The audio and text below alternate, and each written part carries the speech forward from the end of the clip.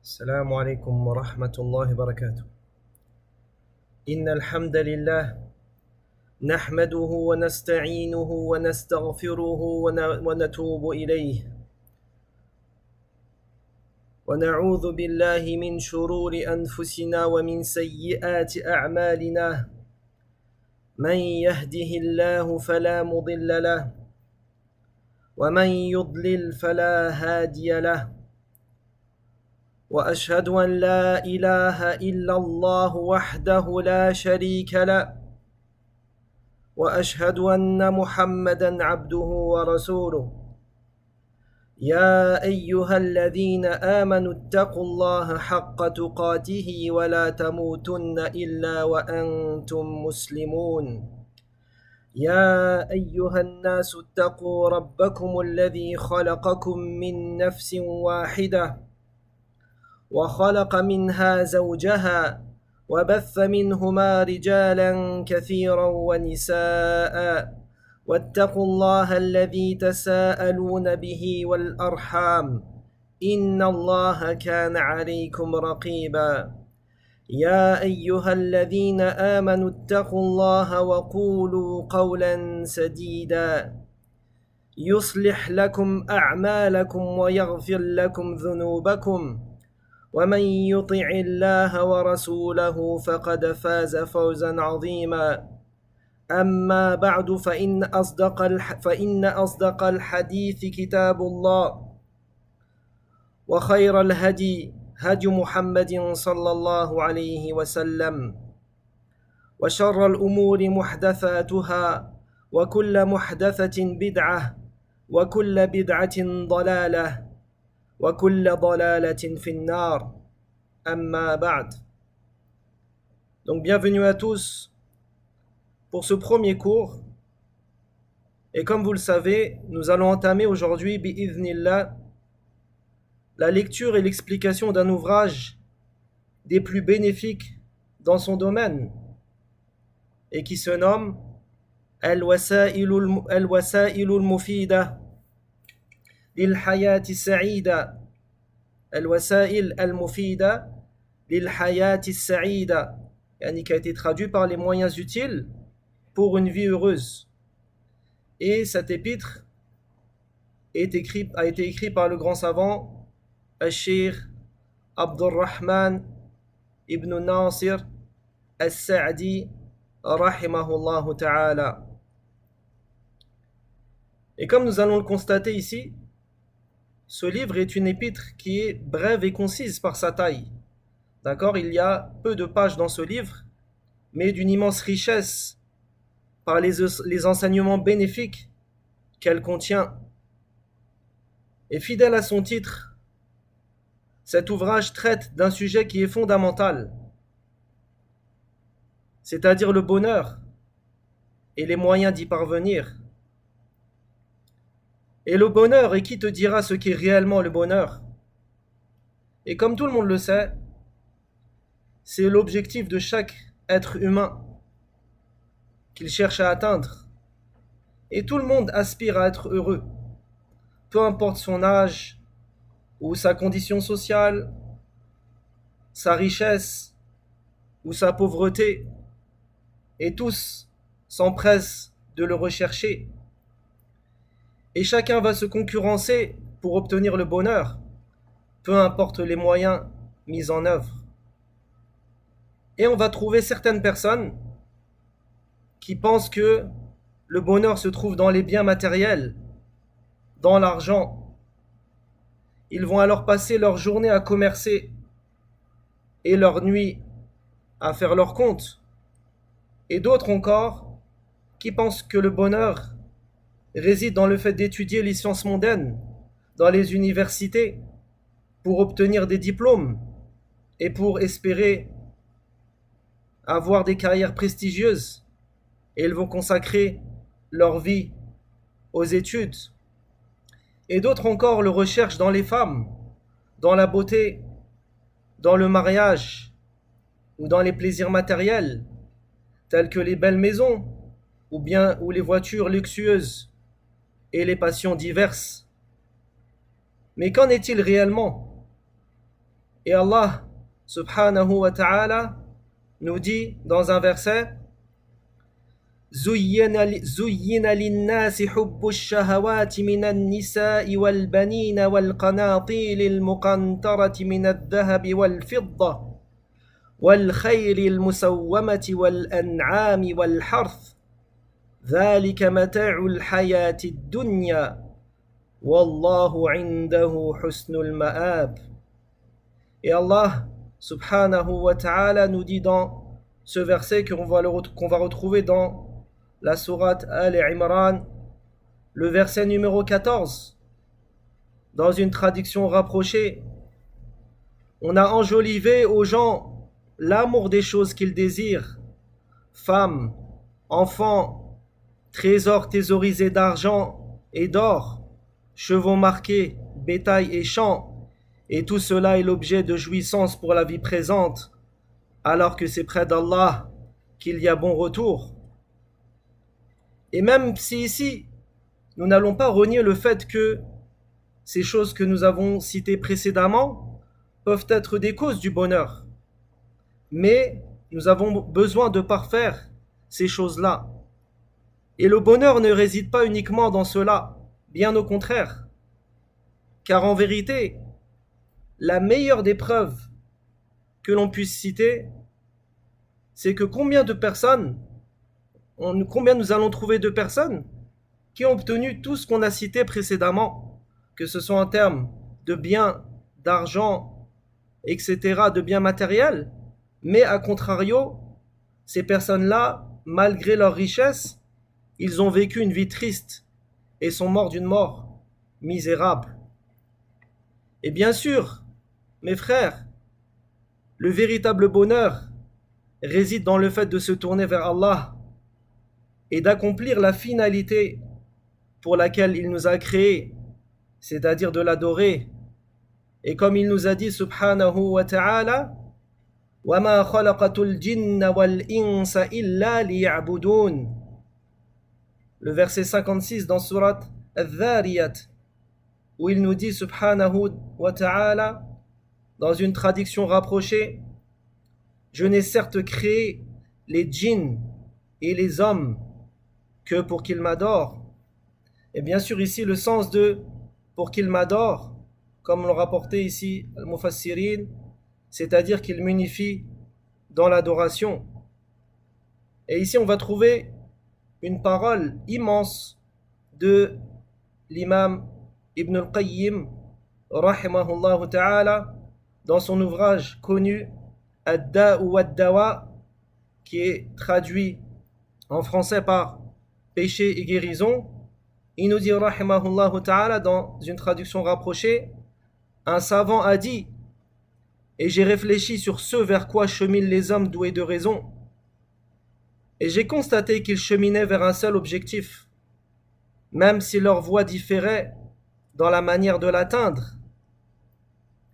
Et j'ai constaté que tous essayaient de repousser les soucis et les angoisses, l'un par la nourriture et la boisson, un autre par le commerce et les biens, et un autre encore par le mariage, et d'autres en écoutant des instruments de musique et voix mélodieuses, ou encore par la frivolité et le jeu. Et je me suis dit, c'est là l'objectif des hommes doués de raison, mais toutes les voies n'y mènent pas, et la plupart d'entre elles ne mènent qu'à son contraire. Et je n'ai vu parmi toutes cette voies qu'une seule menant à cet objectif, celle qui consiste à se diriger vers Allah et n'adorer que lui, et de préférer son agrément à toute chose. Et si celui qui emprunte cette voie manque une part de ce bas monde, alors il obtient la part élevée avec laquelle n'existe nul manque. Et s'il l'obtient, alors il obtient toute chose. Et s'il la manque, alors il manque toute chose. Et s'il obtient sa part de ce bas monde, c'est de la manière la plus heureuse. Et il n'est pour l'homme de voie meilleure est plus à même de le faire parvenir à son bonheur et à son succès. Et c'est Allah qui accorde la réussite. Fin de sa parole. Rahimahullahu ta'ala. Et donc avant d'entamer ici la lecture de ce livre immense en bénéfice, nous allons premièrement présenter son auteur avec une biographie succincte et concise, comme cela est l'habitude lorsque nous étudions différents livres. Et donc l'auteur ici, on va commencer par son nom. Donc premièrement, sa kunya, il s'appelle Abu Abdillah Abdurrahman ibn Nasir ibn Abdillah ibn Nasir al-Sa'di de la tribu de Banu Tamim, la tribu célèbre de Banu Tamim. Et on va entendre différentes versions de al-Sa'di ou al-Si'di. Et les savants, ils ont donné plusieurs explications, et celle que je vais donner, c'est un résumé de plusieurs paroles qui ont été données. Et donc, si on va dire al-Si'di ici avec une kasra, c'est-à-dire qu'on va l'affilier à son grand-père. Si on utilise al-Si'di ici, on va affilier à son grand-père. Et si on utilise al-Sa'di avec al-Kasra, ça sera ici par rapport au nom de sa tribu. Et donc les savants ont donné plusieurs explications, et celle que j'ai retenue, c'est celle-ci. Ensuite, on va parler de sa naissance. Donc le shir, c'est un shir qui est né dans la ville, premièrement, de Unayza, qui est dans la région de Al-Qasim, dans le royaume de l'Arabie Saoudite actuellement. Et cette ville se situe environ à 300 km au nord-ouest de la ville de Ar-Riyad. Et donc il est né le 12 du mois de Muharram, l'année 1307. D'accord? Aujourd'hui on est en 1447. Et ça correspond à l'année grégorienne 1889. Et donc sa mère est décédée, rahimahullah ta'ala, alors qu'il n'avait que 4 ans. Puis son père décéda alors qu'il avait 7 ans. Donc il a grandi orphelin. Et l'orphelin en islam, comme les savants l'ont expliqué, al-yatim alladhi mat abuh wa huwa saghirun qabla an yablugha. Et donc les savants, ils ont donné l'explication du al-yatim, yani l'orphelin, c'est celui dont le père est mort lorsqu'il était enfant et il n'avait pas encore atteint la puberté, comme c'est le cas de Shir rahimahullah ta'ala. Et donc ensuite c'est l'épouse de son père qui l'a pris sous sa tutelle, et il a été dit que elle l'a aimé plus que ses propres enfants, et elle s'est occupée de lui jusqu'à bien sûr qu'il grandisse. Puis il est parti avec son grand frère qui s'est occupé de lui, et il a grandi et a reçu une éducation vertueuse et noble.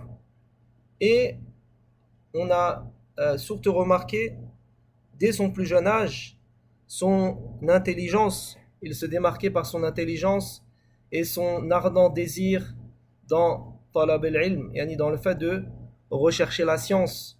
Et donc il a mémorisé le Coran al-Karim par cœur et l'a maîtrisé à l'âge de 11 ans, comme c'est le cas de nombreux grands savants. Ensuite, son étude de la science. Donc, vous allez voir que dans chaque biographie, vous allez avoir toujours les mêmes rubriques.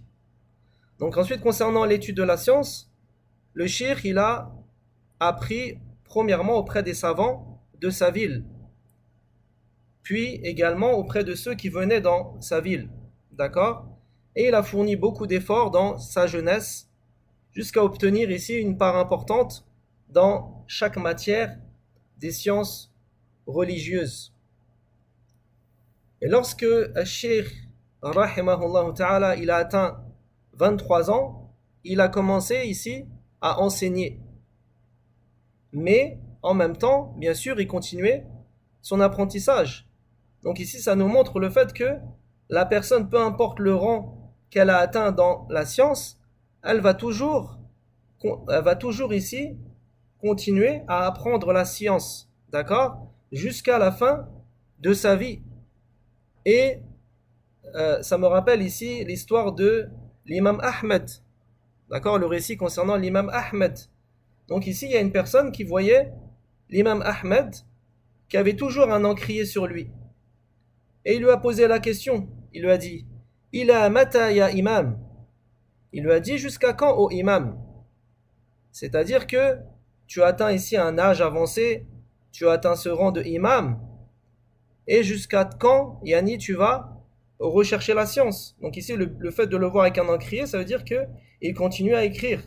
Et qu'est-ce qu'il lui a répondu l'imam Ahmed? Une phrase célèbre, Ma'al mihbara ilal maqbara. C'est-à-dire ici, avec l'encrier jusqu'au cimetière. C'est-à-dire que je resterai à demander la science jusqu'à être enterré dans ma tombe. Et donc le cheikh Abdurrahman al-Sa'di ici, il consacra tout son temps dans cela, c'est-à-dire dans l'enseignement et dans la recherche de la science, jusqu'à l'année 1350. Et à partir de cette année-là, l'enseignement dans sa ville lui fut entièrement confié. C'est-à-dire que ici, toutes les affaires qui étaient reliées à l'enseignement lui ont été confiées lorsqu'il a atteint l'âge de 43 ans. Et ici, à l'année 1350 de Al-Hijra. Ensuite, nous allons parler des savants avec lesquels il a étudié. Donc ici, on va retrouver quelques savants qu'on va nommer ici. Le premier, c'est Sheikh Ibrahim ibn Hamad ibn Jasir. Donc, Sheikh ibn Jasir, c'est le premier cheikh avec lequel il étudia. Et ce cheikh-là, comme le cheikh il l'a décrit comme étant un homme doté d'une grande mémoire, notamment dans Al-Ahadith. Parmi aussi ses professeurs, on a le cheikh Muhammad ibn Abdel Karim al-Shibl, auprès duquel il étudia Al-Fiqh, ce qu'on peut traduire bien sûr par la jurisprudence islamique, ainsi que les sciences de la langue arabe et également d'autres matières. Troisièmement, ou troisième cheikh plutôt qu'on peut citer ici, Al-Cheikh Salih ibn Uthman al-Qadi.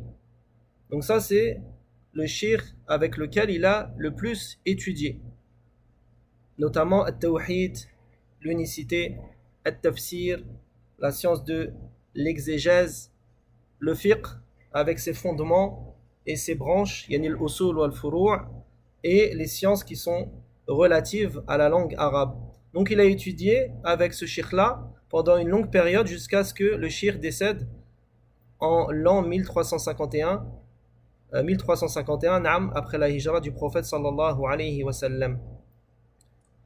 Et dernier cheikh que l'on peut citer ici, le cheikh Mohammed al-Shinqiti, ici, lorsque le cheikh est venu à Unayza, donc il a étudié auprès de lui le tafsir ou le hadith et les sciences de la langue arabe comme al-nahu ou al-sarf. Ensuite, nous allons parler ici de ses qualités morales. Donc, cheikh ici, il possédait beaucoup de nobles caractères et c'était quelqu'un de très modeste malgré son haut rang dans la science, que ce soit envers les jeunes ou les personnes âgées, et ainsi que les riches et les pauvres. Et donc cheikh, il consacrait une partie de son temps à rencontrer ceux qui souhaitaient assister à ses assises. Et donc, toujours cheikh, il veillait à ce que les discussions apportaient sur des recherches scientifiques et sociales. Et ces assises étaient d'un grand bénéfice pour ceux qui y participaient. Et il transformait des assises ordinaires en actes d'adoration et de science. Et donc cheikh, il était connu pour s'adresser à chacun en fonction de son niveau, en discutant de sujets bénéfiques, que ce soit pour sa vie d'ici-bas ou dans le delà. Et Shir aussi, il était connu pour le fait d'essayer de résoudre les conflits pardon, à l'amiable par des réconciliations équitables. Et ce qu'on peut dire aussi sur le comportement et le caractère de Shir, c'était quelqu'un qui montrait une grande compassion envers les pauvres et les nécessiteux. Et Shir, rahimahullah ta'ala, il les aidait en fonction de ses moyens et de ses capacités. Et s'il ne pouvait pas le faire, alors il sollicitait les gens, les bienfaiteurs qui étaient fortunés pour leur amour du bien, qui étaient connus pour l'amour du bien. Et donc, il n'hésitait pas à les solliciter pour venir en aide à ceux qui étaient dans le besoin. Et Shir se distinguait également par son bon comportement, sa droiture, son intégrité, sa fermeté dans tout ce qu'il entreprenait. Et parmi les gens, il était l'un de ceux qui enseignaient le mieux, le plus clair dans ses explications. Il était organisé également dans la gestion de son temps, dans l'enseignement, et il encourageait les débats scientifiques entre ses élèves afin de les former ici et au fait de pouvoir argumenter. Et Shir, il a été dit qu'il récompensait souvent les étudiants qui mémorisaient Al-Mutoun, les épîtres scientifiques, et que chaque personne, chaque élève qui mémorisait ne serait-ce qu'un texte, Shir, il le récompensait sans que personne ne soit exclu dans cela. Et également, ce qu'on peut dire, c'est que Shir, il consultait également beaucoup ses élèves pour qu'ils choisissent les livres les plus utiles à étudier et il donnait la priorité à celui qui recueillait le plus grand intérêt parmi eux. Et les élèves de Shir, rahimahullah ta'ala, ils ne se le lassaient jamais de la durée des cours, même quand ils étaient longs, car ils prenaient plaisir à sa compagnie et à ses enseignements, rahimahullah ta'ala. Et ensuite, concernant ses caractéristiques physiques, Shir était quelqu'un de petit de taille et corpulent. Il avait le teint blanc qui penchait vers le teint rougeâtre et au visage rond et rayonnant, et son visage était éclatant comme de l'argent, illuminé d'une lumière d'une grande beauté et d'une pureté de teint remarquable. Et il était connu, il avait également une grande barbe blanche et fournie, et on ne le voyait qu'en souriant, et son visage exprimait la sérénité et la bonne humeur. Ensuite, concernant sa place scientifique, son rang, Cheikh était connu pour posséder une connaissance approfondie dans le fiqh, yani dans la jurisprudence islamique, que ce soit dans l'usul ou al-furu', dans les fondements ou dans ses branches. Et Cheikh, son plus grand bénéfice et son centre d'étude principal, c'était dans le fait d'étudier les ouvrages de Cheikh al-Islam Ibn Taymiyyah et de son élève Ibn al-Qayyim rahimahumullah al-jami'. Et donc, grâce à l'étude de leurs livres, il tira bien sûr un grand profit, notamment dans la science des fondements, dans At-Tawhid, dans l'unicité, et également dans At-Tafsir, dans l'exégèse du Coran, dans le fiqh et dans d'autres sciences utiles. Et en raison de la lumière qu'il reçut des livres de ces deux éminents savants, il ne s'est pas limité strictement au madhab. Il y a une école juridique, il y a au madhab hanbalite, mais plutôt il préférait ici ce que la preuve authentique lui indiquait comme étant juste. Il avait également une grande maîtrise dans At-Tafsir qu'on va voir. Il avait beaucoup lu d'ouvrages dans At-Tafsir et dans lesquels il s'était distingué. D'accord?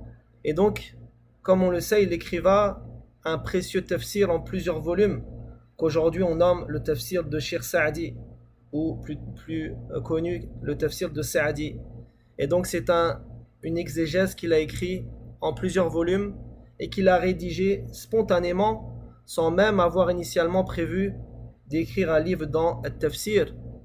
Et il ne s'occupait d'aucune autre activité. Et Cheikh, il était connu qu'il lisait le Coran avec ses élèves et puis il faisait une explication sans même avoir préparé cela. Et il développait alors les sens des versets en expliquant leur sens et leur signification, et il tirait des magnifiques leçons ainsi que de profondes sagesses.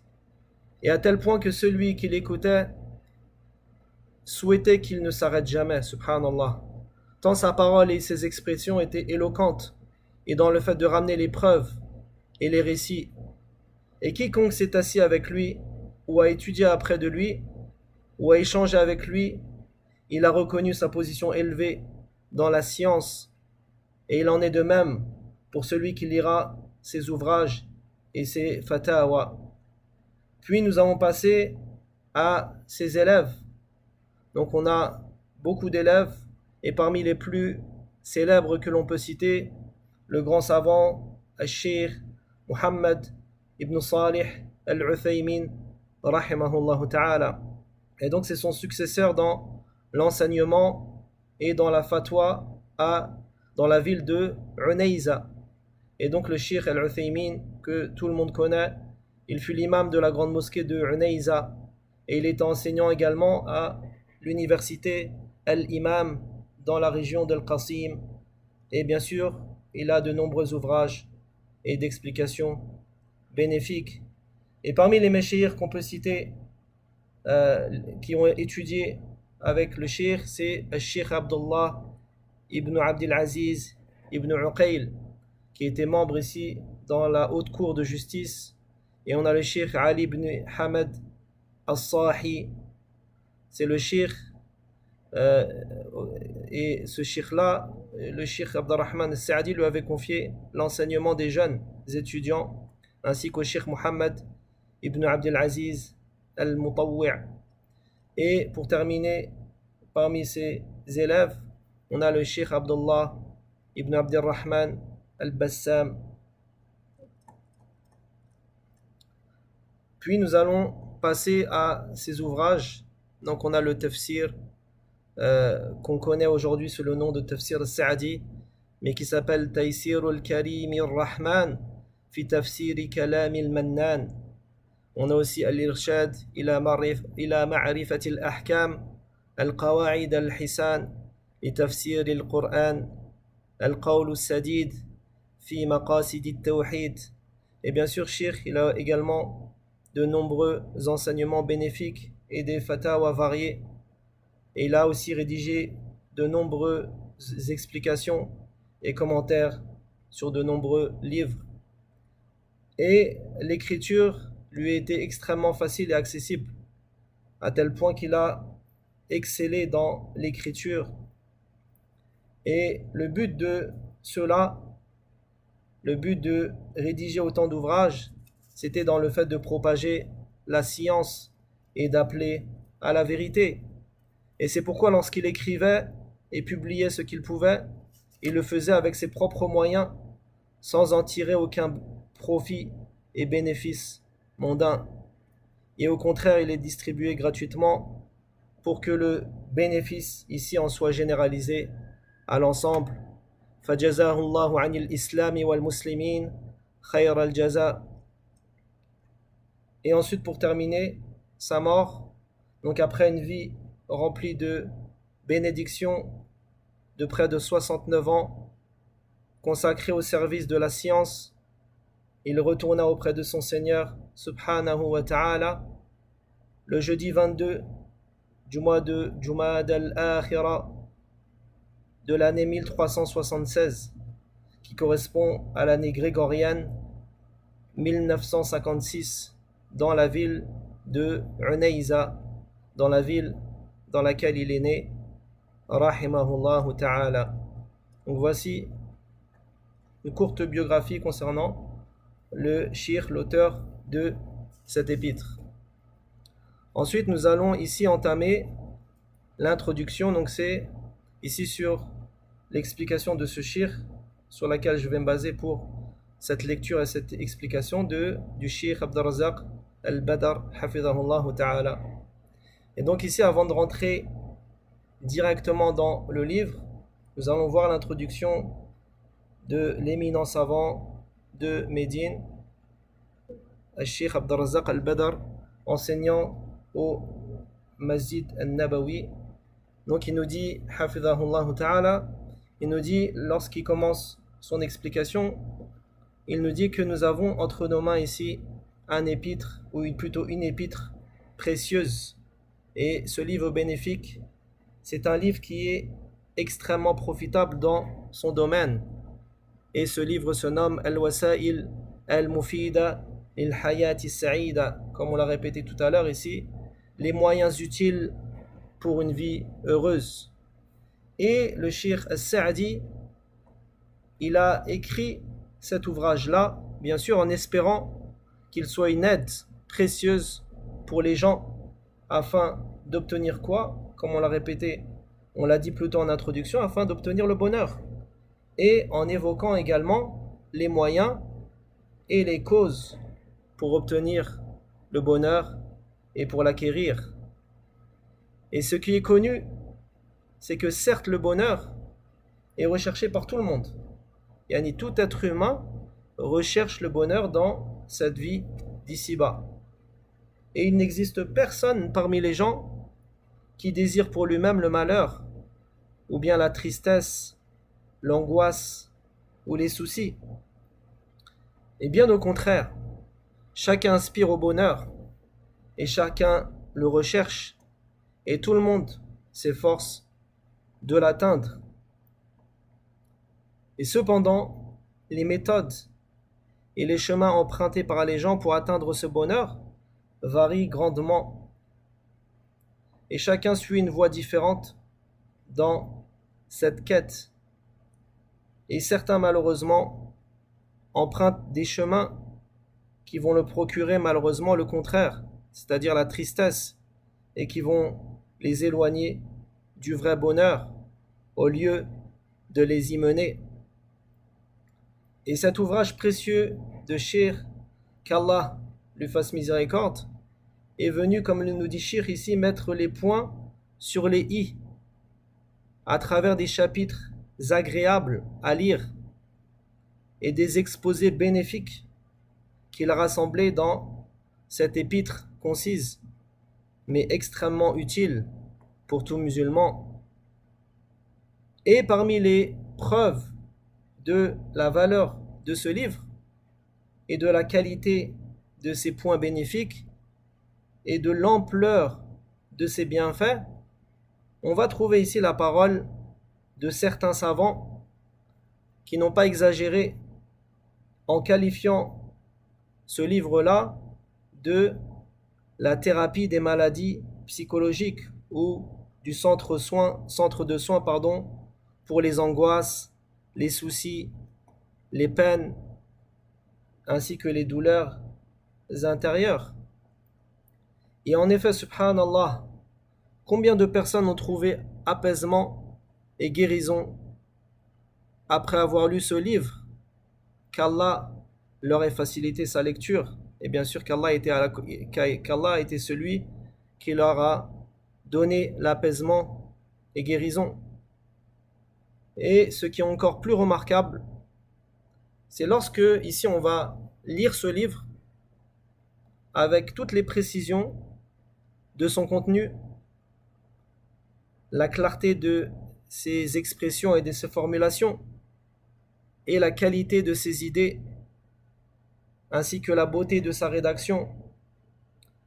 La personne qui va lire cet épître, elle va penser que l'auteur, il a écrit cet épître-là dans un état de bien-être, que l'auteur, il était en bonne santé, dans un état de tranquillité, de repos, etc.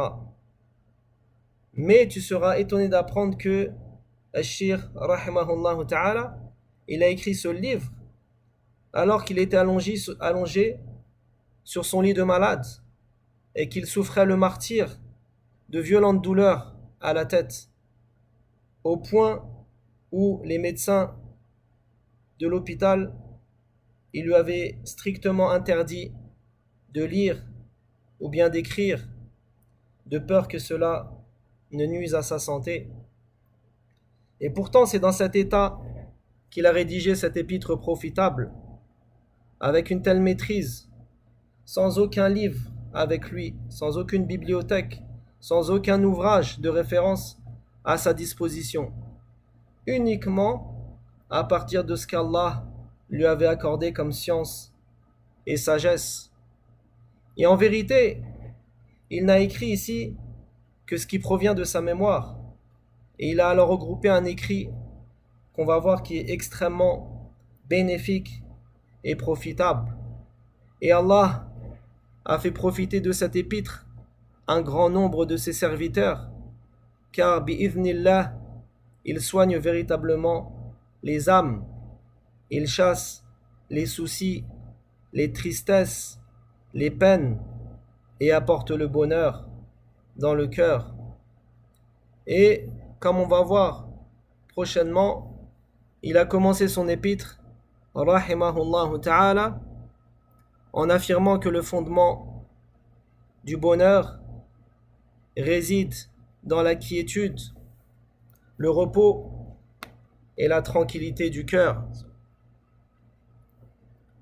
Et si le cœur, obtient cette sérénité et ce repos, alors le bonheur est atteint. Sinon le cœur restera confus, troublé et triste. Et à la suite de cela, comme nous le verrons bi'idhnillah, il entra dans de nombreux détails à travers des chapitres profitables où il va exposer ici les moyens utiles pour mener une vie heureuse.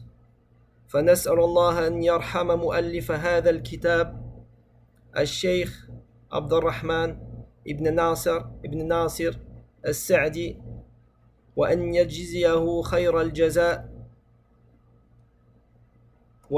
وأن ينفعنا أجمعين وأن يجعل هذه الرسالة سببا لنا أجمعين في نيل السعادة وتحقيقها وصلى الله على نبينا محمد وعلى آله وصحبه أجمعين. السلام عليكم ورحمة الله وبركاته.